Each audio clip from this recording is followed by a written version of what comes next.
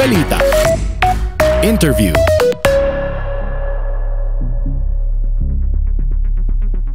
Ito ang ating interview serye kung saan hinihimay at tinatalakay ang mga mahalagang paksa na may kinalaman hindi lang sa ating universidad, kundi pati na rin sa bayan. Dahil ang mga scholar ng bayan may pakialam sa sambayanan. Mga kasali bahagi po ang panayam na ito ng Small Grant Program ng Philippine Center for Investigative Journalism, katuwang ang Internews sa ilalim ng Indo-Pacific Media Resilience Project. Ayun po na nga inisyatibang ito na suportahan ang in-depth multimedia reports na may kinalaman sa international diplomacy, national security, foreign influence at economic diplomacy upang maging mas malinaw at madaling maunawaan ang mga ito ng publiko. Mga kasali, tumaas ng nasa 14% ang pondo ng bansa para sa defense sector para sa susunod na taon. Ang tanong, kaya ba ng pondo na ipagtanggol ang national rights ng bansa sa West Philippine Sea? Para talakayin po ito, makakasama po natin si UP Department of Political Science Professor Herman Kraft. Magandang umaga, Professor Kraft. Welcome po sa DZUP. Magandang umaga, Rex. Salamat at inimbitan niyo ako para dito sa programa na ito. Ang una pong tanong para po sa umagang ito ay paano po ipinapakita ng 2026 Budget for Defense ang mga strategic priority po ng pamahalaan sa West Philippine Sea, Prof?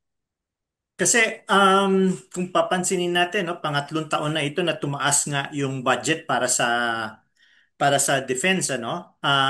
Na kung papansinin natin, hindi medyo ano to, bagong pangyayari, no? Kasi dati-rati lagi na lang nasa constitution din naman natin na ang prioridad dapat ay nasa edukasyon, no, at saka social welfare. Sa ngayon naman, ganun pa rin, no? Kaya lang nga tumataas ngayon yung porsyento ng bahagi ng defense, no, sa ating para sa ating budget, no. Dahil nga sa tingin ko ang pinaka naging sanhi nito ay yung pagkilala, no, sa pagbabago ng ating strategic environment, no. At kasama na rito ay yung kailangan natin protektahan yung atin soberania, no, at saka yung territorial integrity ng Pilipinas, no, na may kinalaman doon sa mga issue sa West Philippine Sea, no. So kung ang tanong ay paano ba natin sinusubukan na ipatupad ito, may kita natin na doon sa budget para sa defense, no, nagkakaroon ng pagkilala, no, sa ilang mga bagay na dati hindi natin masyadong binibigyan ng pansin, no. Dati-rati kasi pag sinabi natin defense, ang malaking bahagi nito ay may kinalaman sa internal security operations, ano.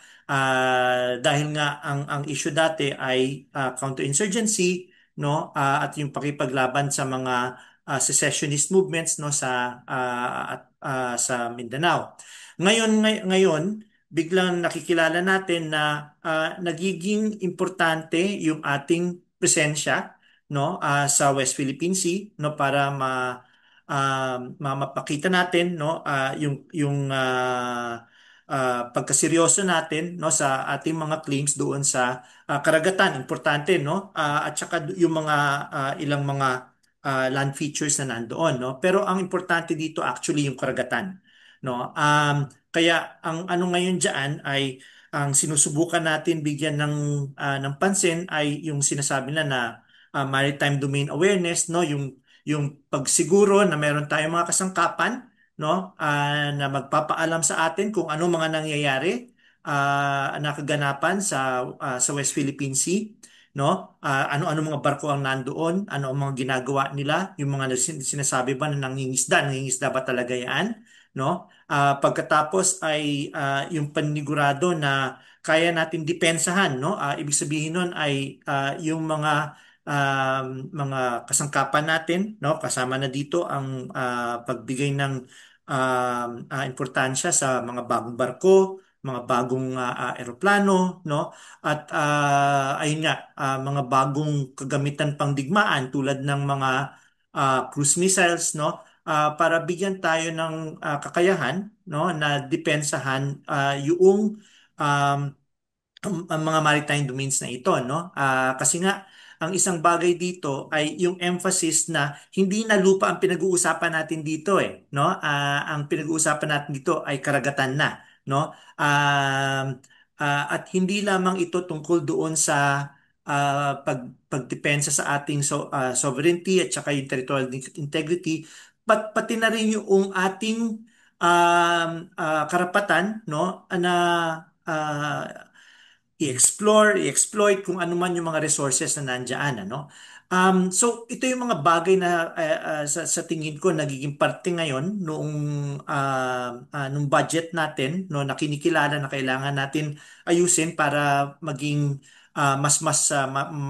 masiguro natin, no, ang kakayahan natin para depensahan yung ating teritoryo.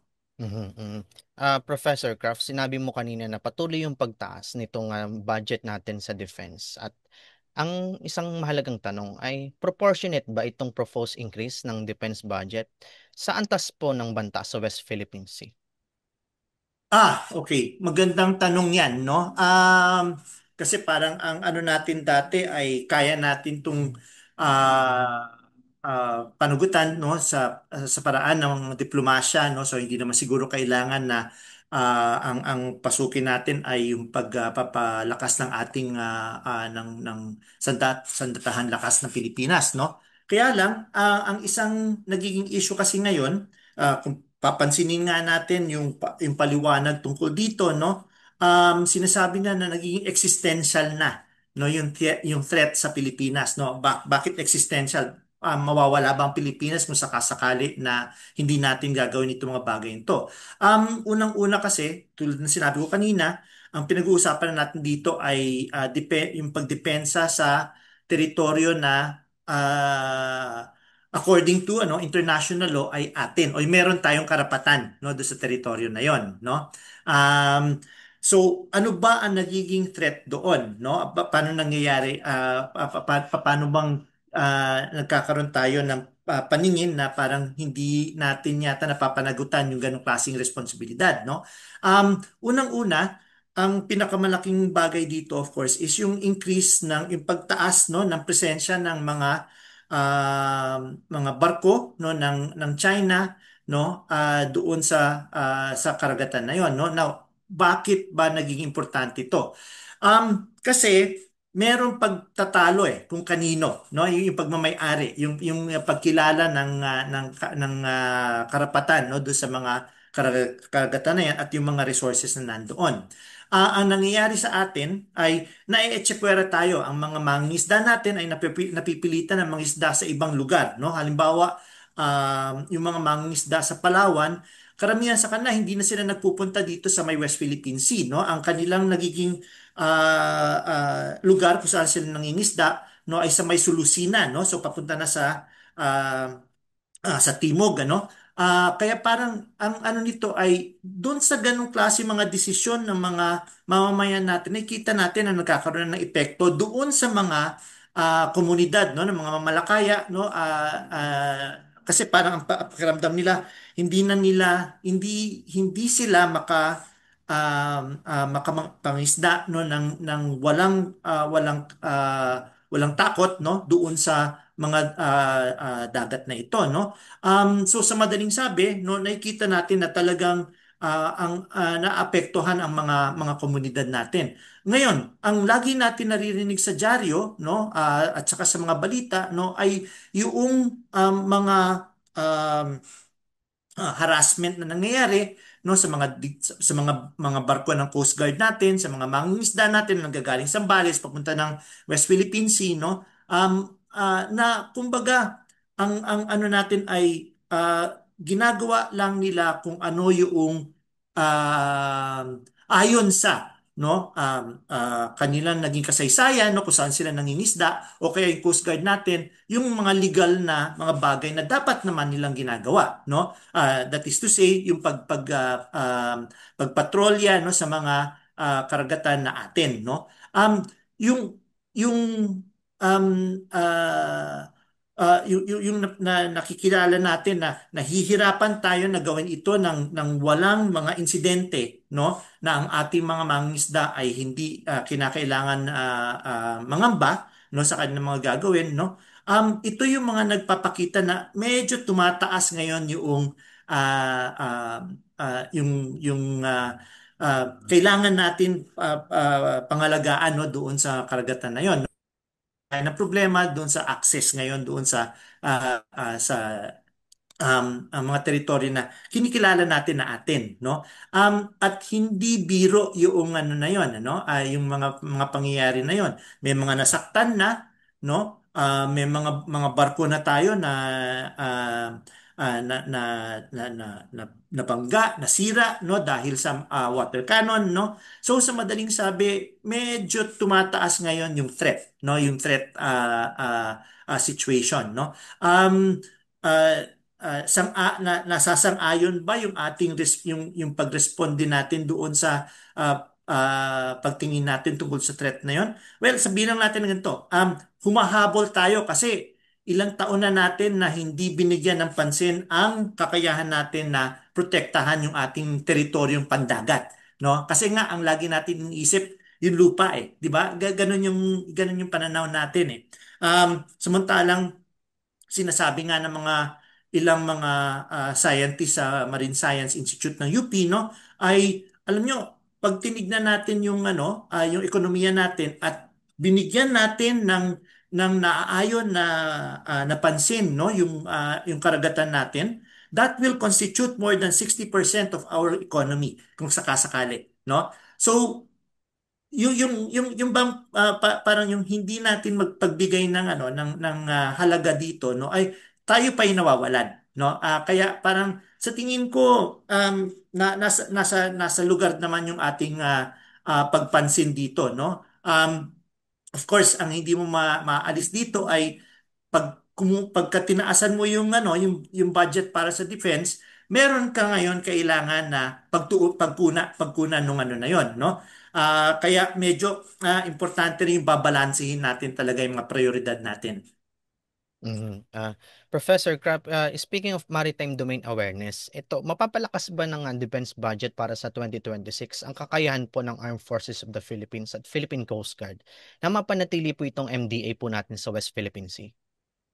Um, Alam mo, doon sa MDA kasi, kung tutuusin, umaano na yan, eh. Dahil sa atin mga um, ah, pakipag-ayos, no, sa ibang mga bansa, no, sa of course Estados Unidos unang-una na yan, no, pero ang Australia, ang Canada, no, lahat sila ay tumutulong, no, na bigyan tayo ng ganung klaseng kakayahan, no, na malaman natin ano ba ang nangyayari sa ating mga karagatan, no. So yung maritime domain awareness na yan, no, malaki ang naidudulot, no, ng kontribusyon ng ating mga kaalyado, no.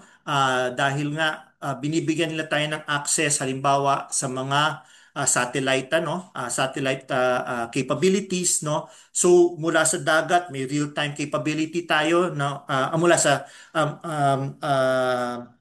yung karagatan natin, nagkakaroon tayo ng real-time capability na malaman, no, aling mga barko ang nandoon, sino yung nandoon, ano yung mga ginagawa nila, no, and so on. Ngayon, ang problema natin dito, no, sa ngayon, dahil bago yung, sabihin natin parang business to, eh, di ba? So sa umpisa, no, bibigyan ka muna ng patikim, no? So bibigyan ka ng kontrata, libreng gamit, no, ng ilang ilang taon, no? And siyempre, ikaw naman, magi-gear up ka, ayusin mo yung mga kasangkapan mo para magamit na maayos itong mga capabilities na ito, no? Um, Pagkatapos ng 5 taon, subscription na yan. Kailangan mo na magbayad unless of course magre-request ka na extension, no?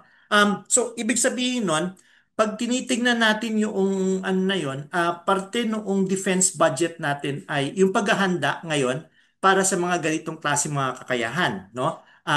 Kung mag-expire na yung subscription ay yung free yung free sample natin, kailangan na natin magbayad. Ngayon, bukod doon, no, ay yung mas obvious, no, yung pagbili natin ng mga yung mga radar sets, no, yung mga um, ah, reconnaissance na mga eroplano, no, na siyang magsusurveil doon sa karagatan, no, kasi ang kaibahan kasi ng ano ang kaibahan kasi ng maritime domain as opposed to pag pinag-uusapan natin ng lupa, no? Pinag-uusapan natin yung horizon talaga eh. No? So kailangan makita natin kung ano nangyayari sa malayo, no? Hindi naman tayo sigurado, hindi naman natin kaya na bawat kilometro na lang ng dagat meron tayong barko na nandoon, no, 24 hours, no, for 7 days, no. And nakikita nga natin na hindi ganon yung nangyayari, no? So sa madaling sabi, malaking bagay ang nadudulot ng teknolohiya, no? So yung sasabihin natin na pangkaraniwan kasi yun yung kadalasan na nakikita natin. So mga eroplano, no? At saka mga barko na pumapatrolya. Pero ngayon nga yung pagpasok nga ng mga satellite capabilities, no, that allow us 24/7 awareness, no, kung ano mga nangyayari sa karagatan natin. Mhm. Ito, Professor, follow up. Gaano ba kahalaga yung maritime domain awareness para sa isang bansa, lalo na tayo archipelagic country? Yeah. So, ang unang ano diyan is yung sinabi mo, archipelago tayo. So, ibig sabihin nun, karamihan ng teritoryo natin, no, according to international law, no, ay actually dagat, no? Hindi lupa. So, ang ano natin ay paano mo mapoproject ngayon yung kakayahan mo na tignan, malaman, no, kung ano nangyayari sa karagatan natin, no? Actually, kung tutuusin, ang lagi natin nasa isip ay yung nangyayari sa West Philippine Sea, no? Siguro paminsan-minsan naririnig natin yung nangyayari sa may Philippine Rice dito naman sa silangang bahagi ng ng bansa, no? Pero alam mo, isa sa mga bagay na kailangan natin pagdulutan ng pansin, no? Yung karagatan na nasa gitna natin, no? Sa Visayas, no? Kasi hindi ba recently pinirmahan ni Presidente Marcos, no? Yung ating ang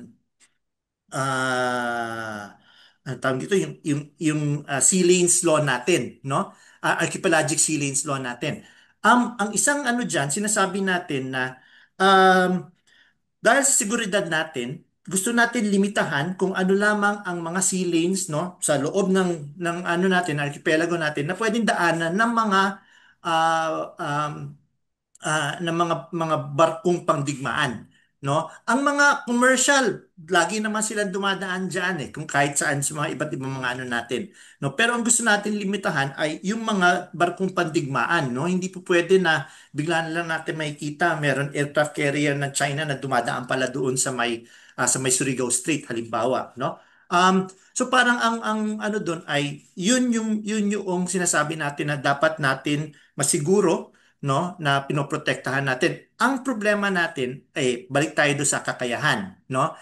So yung inaano natin na nalalaman ba natin bakit gaano ka-importante na alam natin kung ano yung ano diyan, yung mga nangyayari diyan, no? Importante siya, no, dahil nga sa seguridad natin, no? Sovereignty natin, no? At yung pagsiguro lamang na walang mangyayari diyan na unang-una hindi natin alam. Pangalawa, na maaaring kompromiso sa ating seguridad, no? Yun yung mga bagay diyan, no? In fact, ang isang nga na sinasabi, yung archipelagic sea lanes na yan, dapat sigurado tayo may mga dumadaan ng mga submarines diyan, no? Pero dapat according to international law, no, kung dadaan sila diyan, dapat nasa surface sila, hindi pwedeng nasa ilalim, no? Pero ayun nga, balik tayo sa question, alam ba natin kung ano yung nangyayari sa ilalim ng mga dagat natin, no? Kung wala tayong capacity na or kakayahan, no, na magkaroon ng ganong klaseng pagkakaalam, no? Na malaman natin sino yung mga dumadaan diyan, no, ay malaking malaking problema yan, no, para sa seguridad natin. So yun yung isang ano natin na parang kailangan alam natin kung ano yung nangyayari, no, para alam natin kung paano tayo magre-responde kung sakasakaling may mangyayari. Mhm. Professor, kapunta tayo sa tinatawag na deterrence, no? Paano ba pinatitibay ng defense budget para sa 2026 ang deterrence ng bansa sa coercive action po ng China sa West Philippine Sea, Prof? Sa totoo lang kung ano natin yan, ang deterrence kasi, di ba, ang prinsipyo niyan, ang sinasabi natin diyan ay um, ah, ah, wag mong wag ang parang bibigyan mo 'yung sarili mo ng kakayahan, no? Para para kung sakaling may tangka ang ibang bansa na may gawin sa iyo na hindi ka nais-nais, no? I-invade ka halimbawa, yung pinaka-extreme na ano diyan, no? Um, na ang ano doon ay mag-iisip siya ng dalawang beses kasi meron kang kakayahan na saktan siya kung sakali. Yun yung prinsipyo ng deterrence. Meron kang kakayahan, no? Maaaring hindi ka manalo sa isang gera pero masasaktan yung kalaban mo. At the very least, yun yung pinakaano doon. No? Kaya lang, ang nangyayari ngayon, ay hindi natin pinag-uusapan kasi yung traditional na issue ng deterrence eh. 'Di ba? Parang we're not talking about yung issue na i-invade ka. No, ang pinag-uusapan na kaya narinig natin paminsan-minsan yung termino na gray zone tactics halimbawa, no. So yung ginagawa ng China na hindi naman outright na ano na violence, no. So kung papansinin natin water cannon, no. O kaya yung mga laser lights na inaano nila sa ating mga piloto o kaya doon sa ating mga mga nasa barko, no. So hindi ito outright acts of violence, no, against state agents, no, that would be construed na iisipin natin na ano acts of war, di ba? Yun yung isang ano doon. Ito yung gusto natin, kung pag pinag-uusapan ng deterrence, ito sana yung gusto natin mapigilan, di ba? Parang ang ano ng deterrence ay wag nilang gagawin ito kasi meron tayong kakayahan na tapatan sila. So sa ngayon, wala pa kahit na anong gawin natin, no? Kung ano-anong mga status of forces agreements ang mga pinipirmahan natin sa iba't ibang mga bansa, no? Na kumbaga kumakampi sa atin, no? Yung pagdagdag natin ng mga Coast Guard ships na nandoon sa nasa may Baho de Masinloc o kaya doon sa Ayungin, no? Um, um, Hindi ito nagkakaroon ng epekto na kung saan ang China ay tumitigil, no, doon sa kanilang mga harassment, doon sa kanilang mga ginagawa, di ba? So sa madaling sabi, right now, yung deterrence hindi pa siya effective na strategy para sa atin, no? So magiging effective lang siya kung sakasakali na mapapakita natin, no, sa China na hindi tayo aatras. Number one. So I think yun yung sinasabi ngayon natin doon sa defense budget natin, kaya 3 taon na natin itong dinadagdagan, no, ay ibig sabihin nun ang focus natin ay kailangan magkaroon tayo ng kakayahan na tapatan sila, no. Of course hindi natin kaya tapatan ng one is to one, no, yung mga barko nila, yung mga submarine nila, mas malaki yung kanilang kakayahan na magpapalagay ng mga pwersa nila sa West Philippine Sea kaysa sa atin. Pero yung ano na hindi tayo aatras, na hindi tayo ah, um, um, bibigay, no, sa kanilang mga harassment sa pananakot na ginagawa nila, no, yun yung kailangan natin na ipatupad. So yung presence, no, so kaya yung focus ng budget na mabigyan yung Navy natin, no, ng kakayahan, no.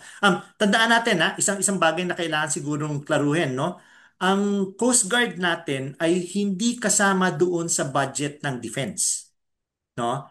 Kasi ang Coast Guard natin ay napapailalim sa Department of Transportation. Hindi siya sa defense, no? So kung titignan natin yung defense budget at titignan lang natin yung budget ng Armed Forces at saka ng Department of Defense, no? Actually, meron pa tayong mga ibang bahagi ng budget na kung tutuusin ay ambag, no, do sa ano natin. Ah sa defense natin, no, na directly nakalagay doon sa Department of Defense o kaya sa Armed Forces of the Philippines, no? Pero ayun nga, mapapansin natin na ang tutok ay yung um, ah, masiguro natin na yung presensya natin sa West Philippine Sea ay hindi makukompromiso, no? At yung kapasidad natin, no, na malaman kung ano ang mga nangyayari doon sa mga karagatan natin. Nabanggit nyo na, Professor, yung presence. Ito ang mahalagang tanong. Sapat po ba yung pondo para matiyak po yung tuloy-tuloy na credible presence po ng ating military at even the Coast Guard sa mga Yeah. contested area po tulad sa West Philippine Sea? Sa totoo lang, no, hindi pa. Yun yung itong proseso na ito ng pag-build up ng ating defense capability, hindi pwede na mangyayari ito sa isang budget, isang annual budget cycle lamang, no? So sa madaling sabi, ito ay isang bagay na dapat ay panatiliin natin, no? Kumbaga kung seryoso tayo dito, no, then this is actually a commitment of several years. Hindi lang ito isang isang budget cycle lamang, no? So sa ngayon hindi pa, no? Kaya kung papansinin mo, hindi ba yung nangyari na bungguan between yung isang Navy ship at saka isang Coast Guard ship ng China, no? Ano katapat nila? Isang Coast Guard ship lamang, di ba? So parang ang ano natin ay pagka umatras yung isang barko ng Coast Guard nyo, kailangan may pumalit kagad sa kanya, no? Pero ano yung katapat nila? No, you're talking about 30 ships, no, ng maritime militia nila, ilang barko ng kanilang Coast Guard pagkatapos na sinusuportahan ng ng Navy nila na nakapaligid, no, either sa Baho de Masinloc, sa Ayungin o kaya kung saan pa man, no. Um kung pumunta ka ng Pag-asa Island, no, sa um, sa Kalayaan Group of Islands, ano? Makikita mo sa malayo, no? May dalawa, tatlong Coast Guard ships na nandun, ilang mga militia ships na, andun lang sila, nakapaligid lang sila doon sa Pag-asa. No, wala naman silang ginagawa, hindi naman nahaharang ang mga ah, mga eroplano natin na pupunta ng Pag-asa halimbawa, pero yung mga mangingisda na doon nakatira, ayaw na nila lumabas, palaot, papuntang West Philippine Sea. Sinasabi na pag umaano na sila, bumababa na sila papunta ng Palawan, no? So iba na yung environment para sa kanila ngayon.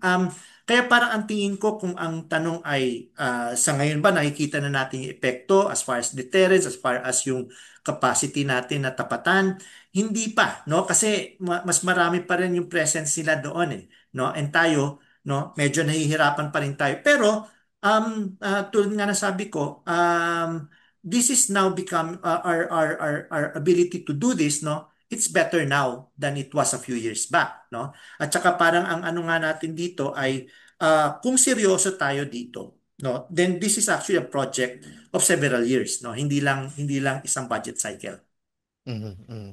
Ito bilang panghuli, Professor Krapp, paano ba pinabubuti ng 2026 defense budget ang interoperability po o kakayahang makipag-ugnayan ng Pilipinas sa mga kaalyado nito para po sa maritime security sa West Philippine Sea? Hmm. Um, Ang pinaka-obvious yun nga sa maritime domain awareness, ano? Kasi parang ang nangyayari niyan ay sila yung nagpo-provide ng hardware, ng capability, no? So tayo lang yung meron tayong mga watch rooms halimbawa, no?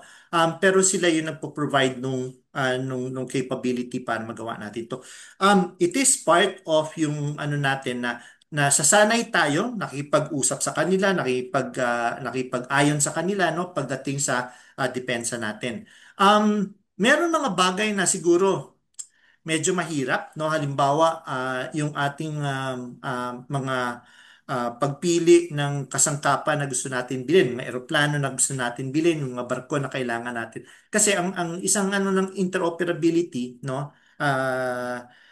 Isang isang paksa niyan ay yung issue na dapat hindi tayo dapat nag-uusap yung mga systems natin, no? So halimbawa yung communication system nila, yung communication system natin, yung kanilang doktrina, yung doktrina natin, no? Dapat nagkakaroon ng ganong klaseng ano.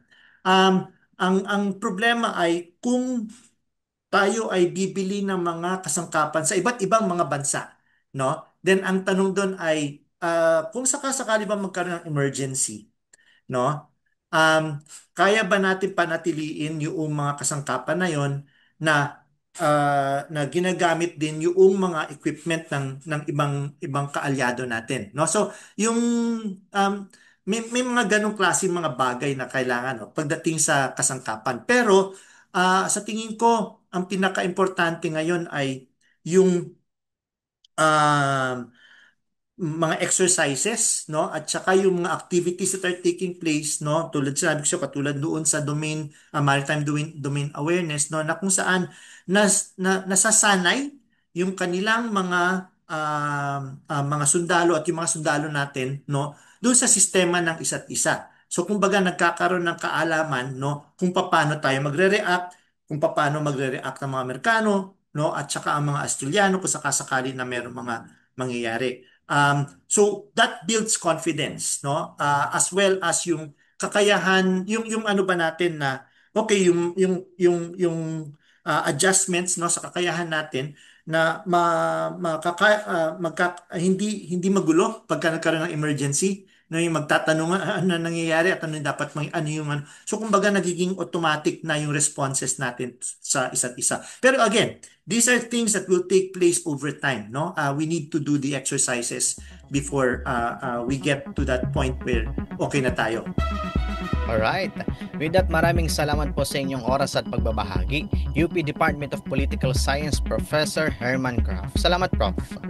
Maraming salamat din, Rex.